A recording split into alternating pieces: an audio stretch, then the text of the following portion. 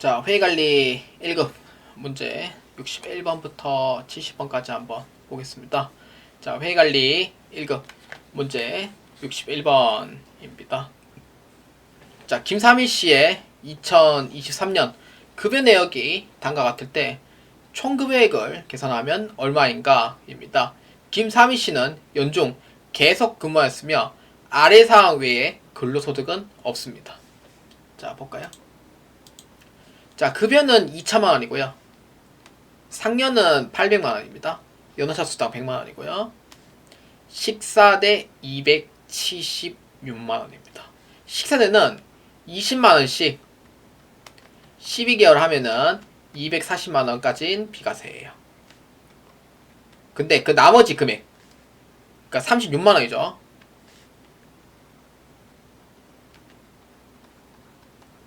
이 부분에 대해서는 과세로 처리를 꼭 해주셔야 돼요. 그 다음 자가운전 보조금도 똑같이 20만원이고 이제 연수로 봤을 때는 240만원까지 비과세예요. 근데 나머지 그러니까 60만원이죠. 이 부분에 대해서는 과세로 처리하도록 되어 있습니다. 그래서 김삼일 씨의 소유 차량을 업무 수행에 이용하고 그에 따른 실제 비용은 지급받고 있지는 않습니다. 그래서 이 과세에 적힌 부분만 수정해 주시면 돼요. 그래서 자, 여기 총급여액은 얼마냐 라고 했을 때 이렇습니다. 2천만원, 86만원, 100만원, 240만원, 36만원 과세만 해주면 돼요. 60만원. 그래서 얼마냐면은 2,996만원이 돼요. 그래서 총급여액은 2,996만원이 되며 이에 따른 자, 이에 따른 정답 몇 번이에요? 맞습니다. 3번으로 체크해 주시면 되겠습니다. 자, 회의관리 1급 문제 62번입니다. 다음 중 소득세법상 기타 소득에 포함되지 않는 것은 입니다. 기타 소득입니다. 기타 소득은 일시적 이제 해당하는 소득이 기타 소득에 해당이 돼요. 그래서 1번 경마에 투표하여 얻은 이익 뭐예요? 이거는 이제 일시적이죠. 기타 소득이죠. 그 다음 2번 복권 당첨으로 수령한 금액 뭐예요? 기타 소득이죠. 그 다음 3번 계약의 위약 또는 해약으로 수령한 위약금과 배상금 뭐예요? 계약의 위약 또는 해약은 기타 소득 중에 하나예요. 그 다음 4번이 답이 돼요. 연금저축에 가입하여 연금 형태로 받는 소득은 연금소득입니다. 근데 여기서 헷갈리면 안 되는 게 연금소득이 있고요. 연금 외 수령으로 받는 경우가 있어요. 이 부분이 기타 소득입니다. 그래서 이거는 헷갈리시면 안 돼요. 그러니까 일시불로 받냐 아니면 연금 형태로 한 달에 한 번씩 받냐 이제 그런 에 따른 소득이 다른 부분입니다. 그래서 이 기타 소득이 아닌 건 몇 번? 62번의 답은 4번으로 체크해 주시면 되겠습니다. 자, 회의관리 1급 문제 63번입니다.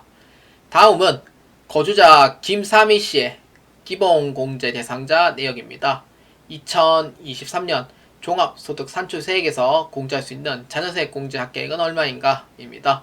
김삼희 씨는 종합소득이 있는 거주자이며 세액 공제가 가능한 경우 모두 김삼희 씨의 공제 대상에 포함합니다. 자, 일단은 첫 번째는 자녀 세액 공제가 이제 나이를 알아야 돼요. 나이는 8세에서 20세까지입니다.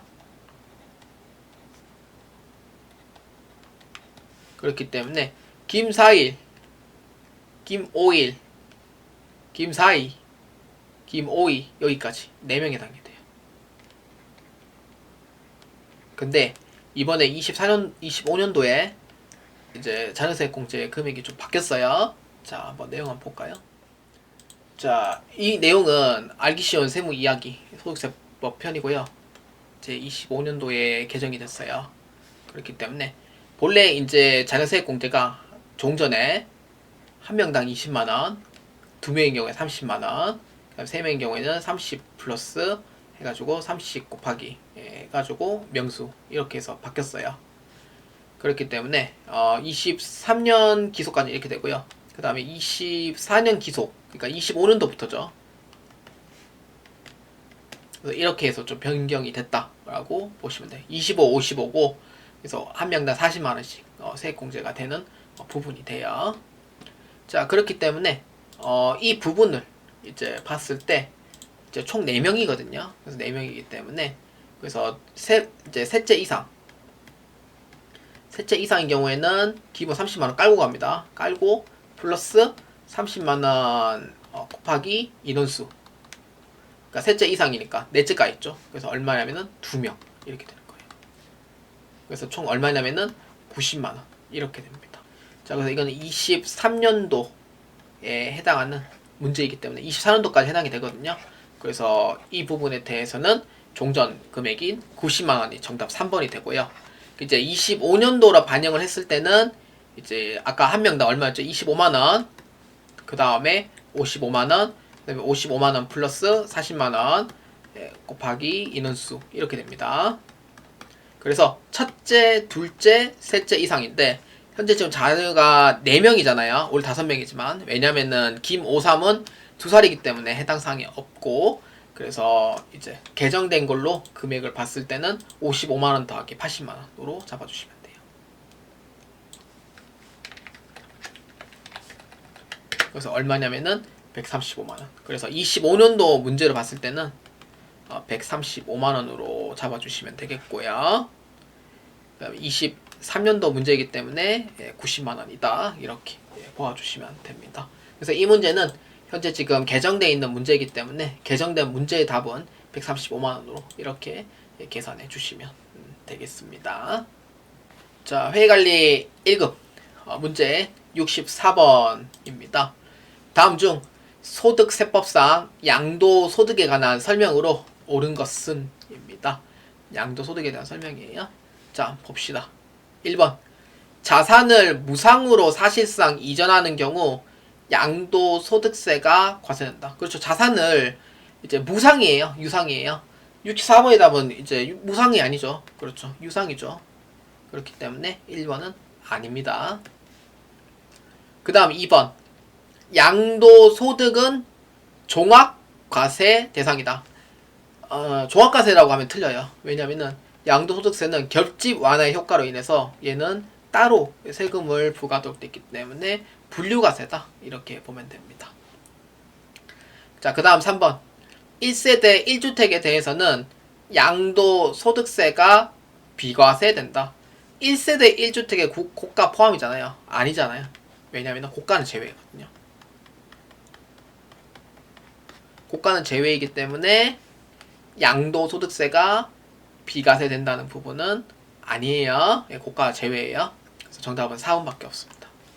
비상장 주식은 양도소득세 과세 대상 자산이 될 수 있다. 맞고, 이제 상장 주식도 양도소득세인 경우에는 특히 이제 대주주이죠. 대주주인 경우에는 대상이 안 돼요. 그래서 이것도 그냥 참고로 알아두시면 좋습니다. 그래서 이에 옳은 건 몇 번? 4번으로 체크해 주시면 되겠습니다. 자, 회계관리 1급 문제 65번입니다. 다음 중 과세표준 확정 신고 의무에 관한 설명으로 옳지 않은 것은 입니다. 의무. 확정 신고를 꼭 해야 된다. 이제 의무. 자, 한번 봅시다. 1번 근로소득만 있는 자. 연말정산으로 납세 의무가 종결 가능하다. 맞아요? 틀려요? 맞아요. 근로소득만 있으면은 연말정산으로 다 끝납니다. 자, 그 다음 2번 퇴직소득만 있는 자. 원천징수로 납세 의무 종결 가능. 맞아요. 이거 다음 달 10일까지 납부하면은 다 끝나는 거예요. 그럼 3번 연말정산 대상이 아닌 사업 소득만 있는 자. 연말정산 대상이 아니에요. 그러니까 뭐 방문 판매라든지 뭐 그 다음에 어떤 이제 보험 모집이라든지 그런 게 아니에요. 그래서 그런 사람이 있는 경우에는 확정 신고를 해주셔야 돼요. 자, 3번 맞아요. 자, 그 다음 4번 근로소득과 양도소득만 있는 자. 이거는 확정 신고할 필요 없습니다. 양도소득은 분류과세이기 때문에 신고 자체를 따로 해요. 그렇기 때문에 이 부분이 틀린 부분이고요. 그래서 종합소득까지는 갈 필요는 없습니다. 그리고 합산해서 가세하진 않아요. 그렇기 때문에 틀렸다. 이렇게 보면 됩니다. 그래서 옳지 않은 건 몇 번? 4번으로 체크해 주시면 되겠습니다. 자, 회계관리 1급 문제 66번입니다. 다음 중 일반적인 근로자에 대한 연말정산 절차와 계산 방법으로 옳지 않은 것은 입니다. 근로자에 대한 연말정산 절차예요. 자, 볼까요? 자, 1번 한번 봅시다. 총급여액의 계산. 근로자가 1년간 받은 총급여액에서 배우자의 총급여액을 가산하여 계산한다. 부부합산 돼요? 안 돼요? 소득세법에 부부합산은 허용되지 않죠. 오로지 개인전이란 말이에요. 그래서 1번에 대한 부분은 맞아요? 틀려요? 아니다. 이렇게 보면 돼요. 배우자 거는 포함시키진 않아요. 그러니까 본인 것만 해당이 되는 부분. 그 다음 2번 근로소득금액의 계산. 근로소득공제액을 총급여액에서 차감한다. 그러니까 원래 필요경비 대신 쓰는 거기 때문에 근로소득금액 계산은 근로소득공제액을 차감을 해서 하는 게 맞습니다. 그 다음 3번 종합소득 과표 계산. 종합소득금액에서 인적공제, 특별소득공제, 조세특례제한법상 소득공제 차감하여 과표 계산한다. 맞아요? 틀려요? 종합소득세 과표예요. 그러니까 소득공제만 해당이 되는 부분이죠. 세액공제랑 착각하시면 안 돼요. 맞습니다. 4번 산출세액 계산. 과세표준에서 세율을 곱해서 산출세액이 계산된다. 맞아요? 틀려요? 맞습니다. 그렇기 때문에 이제 옳지 않은 거 몇 번? 1번으로 체크해 주시면 되겠습니다. 자, 회계관리 1급 문제 67번입니다. 일반적으로 소득이 발생하면 소득의 지급자가 원천 징수를 하게 된다. 거주자에 대한 다음 소득 중 원천 징수를 하지 않는 소득으로 옳은 것은 입니다. 소득이 발생하면 원천 징수를 한대요. 그럼 원천 징수 안 하는 게 있어요. 원천 징수를 한다는 거는 납세 의무가 종결된다든지 종결이 안 된다든지 그런 상황이 되죠. 그래서 어떤 거냐면은 이자 소득과 배당 소득은 원천 징수 해당이 돼요. 그 다음에 사업 소득은 일부 빼면은 원천 징수 자체가 없죠. 일부 빼고요. 그 다음에 근로소득은 사실상 이거는 예납적 원천 징수 중에 하나이기 때문에 원천 징수가 있다고 하면은 일용 근로소득 쪽으로 보시는 게 맞고요.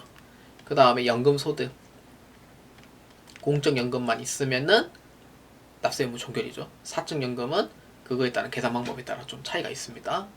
그 다음에 기타 소득. 물론 이제 그러한 부분에 원천 징수를 하는 부분은 있죠. 그래서 있고. 그 다음에 분류과세인 퇴직소득은 그냥 다음 달 10일에 납부함으로써 납세 의무가 종결이 돼요. 그 다음에 양도소득은 사실 이게 원천 징수란 개념이 없죠. 이거는. 그래서 67번에 답 몇 번이에요? 맞습니다. 2번으로 체크해 주시면 되겠습니다. 자, 회계관리 1급 문제 68번입니다. 주식회사 3일은 직원 서비스 교육을 위해 외부 강사 김혜기 씨를 초빙하여 광사료 700만원을 지급합니다. 해당 기타 소득의 필요 경비는 60%, 원천 징수 세율은 20%다. 다음 중 기타 소득의 원천 징수에 대해 옳지 않은 설명을 하고 있는 사람은 누구인가? 입니다. 60%, 20% 이렇게 되죠. 그러면 계산은 얼마예요? 700만원에서 700만원의 60%만큼 인정이 되죠. 곱하기 20%만큼 계산해주면 돼요. 자, 그러면은 이렇게 되는 거죠.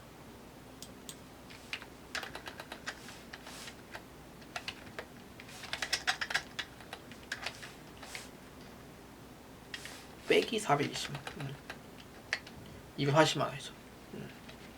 곱하기 20% 그러면 얼마? 56만 원이다. 이렇게 보면 돼요. 그러니까 선택적 분리과세가 가능한 시점이죠.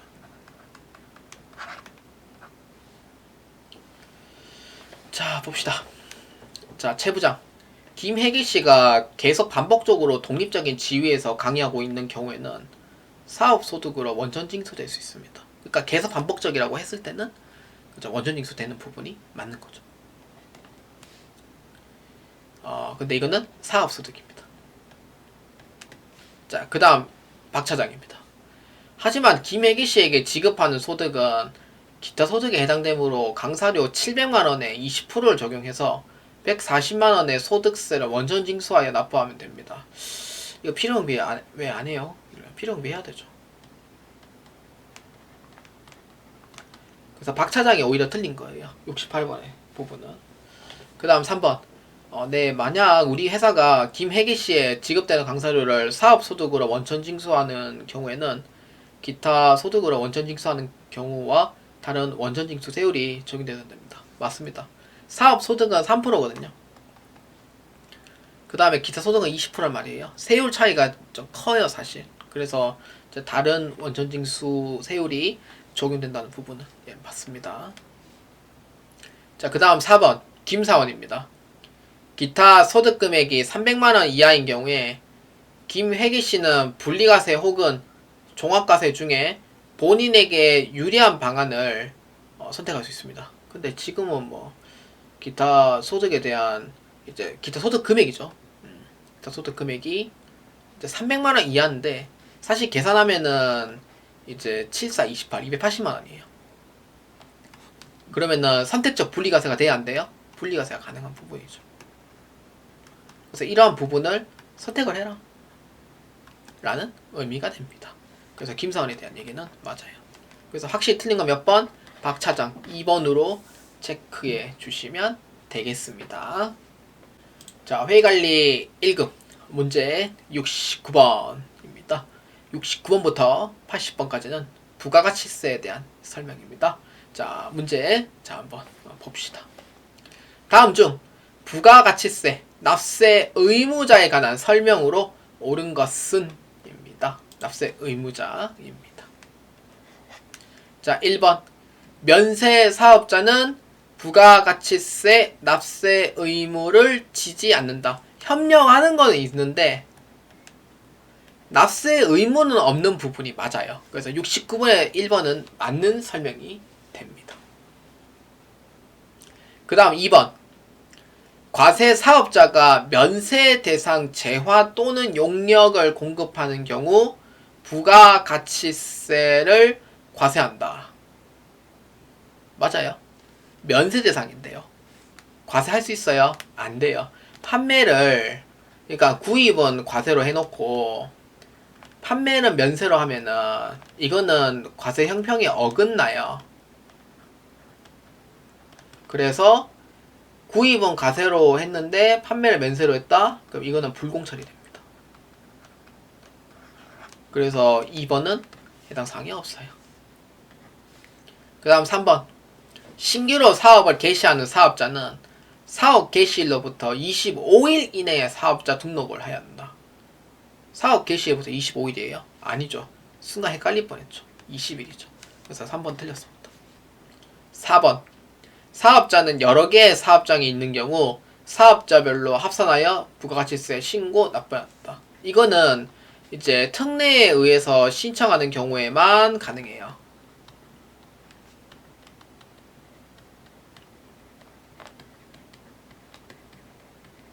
근데 특례에 신청 안 했잖아요. 그러면 각 사업장별로 신고를 해주시면 돼요. 이건 신청 안 했는 경우죠. 그래서 얼마? 정답은 1번이 옳다라고 보시면 되겠습니다. 자, 회의관리 1급 문제 70번입니다. 재화의 수입에 관한 설명으로 옳은 것은 입니다. 자, 1번 외국으로부터 재화를 들여오는 경우 부가가치세 과세하지 않는다. 아니죠. 재화의 수입은 과세예요. 수출할 때만 영세가 이제 되는 부분이죠. 그래서 1번은 아닙니다. 2번 수입하는 재화에 대하여는 수출자가 수입자로부터 부가가치세를 징수 납부한다. 수출자가 수입자로부터예요. 사실 70번에 대한 2번은 맞을 수도 있지만 사실 이거는 아닙니다. 누가? 세관으로부터라고 불렀습니다. 세관으로부터 부가가치세를 징수하여 납부한다. 이렇게 해야 정답이 돼요. 수출자는 외국 기업이기 때문에 외국 기업 부가가치세와 한국의 부가가치세가 안 맞아요. 그래서 수출자가 징수하여 납부하진 않습니다. 그래서 세관으로부터. 그러니까 세관장이 발행해줘요. 그래서 2번은 아니다 라고 보시면 됩니다. 그 다음 3번. 수출 신고를 마치고 선적이 완료된 물품을 국내로 다시 반입하는 경우 재화의 수입에 해당한다. 선적이 완료됐어요. 국내로 다시 반입해요. 해당해야 안 해요? 이게 해당되는 부분이죠. 선적이 완료돼가 부가가치세 내고 반입했다. 그럼 재화의 수입 맞는 얘기입니다. 3번이 맞아요. 그 다음 4번. 수입하는 재화에 대하여는 해당 수입자가 사업자인 경우에만 부가가치세가 발생한다. 4번이 맞는 걸로 오해를 많이 하시거든요. 근데 사업자인 경우에만이라는 부분이 아니고 비사업자도 해당이 돼요. 직구구입 하시는 분들. 그래서 사업자, 비사업자 둘 다 해당이 됩니다. 이렇게 해야지 올바른 얘기가 돼요. 그래서 정답 몇 번? 3번이 맞다라고 보시면 되겠습니다.